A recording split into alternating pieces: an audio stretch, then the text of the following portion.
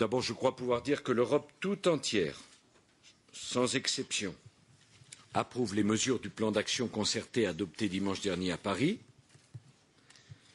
Face à une crise d'une ampleur sans précédent, les 27 pays d'Europe ont maintenant une réponse unie, une réponse massive, avec une doctrine d'emploi claire. On pourrait faire en quelque sorte un point d'étape.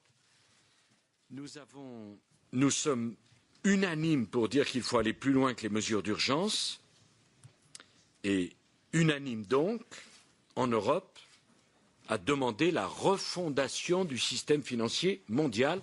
Que les choses soient claires, l'Europe ne laissera pas cette crise sans conséquences. C'est très clair. On a connu la crise des pays émergents, on a connu la crise de la bulle Internet, on a maintenant cette crise massive.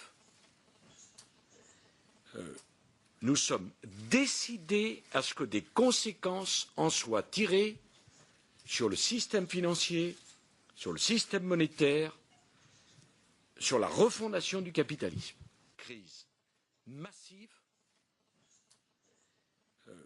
C'est essentiel, j'insiste, que l'Europe et les États-Unis puissent travailler la main dans la main pour un nouveau système financier international et pour engager aussi d'autres économies émergentes. Dans l'analyse que nous-mêmes nous avons présentée aujourd'hui, aussi le président de la Banque centrale européenne, c'est évident que cette crise aura aussi des effets, pas simplement aux États-Unis et en Europe, mais aussi dans les grandes économies émergentes. On commence à voir certains de ces effets. Donc il faut aussi engager d'autres pour cette nouvelle gouvernance globale en matière financière. Acteurs financiers, sans aucune exception, un système de... Soyons clairs et totalement francs, c'est difficile maintenant. Car dans une situation de crise économique et financière, naturellement, il y a beaucoup de pression sur les différents gouvernements pour devenir, disons, plus prudents. Mais il y a eu un débat très ouvert, très franc, où chacun présentait ses difficultés. Mais je crois pouvoir vous dire qu'il y a eu un grand consensus autour des objectifs du paquet présenté par la Commission européenne, c'est-à-dire 20% de limitation des gaz à effet de serre, 20% pour les énergies renouvelables, 20% pour l'efficacité énergétique, tout cela pour 2020. Bien sûr, à l'intérieur de ces objectifs, auxquels certains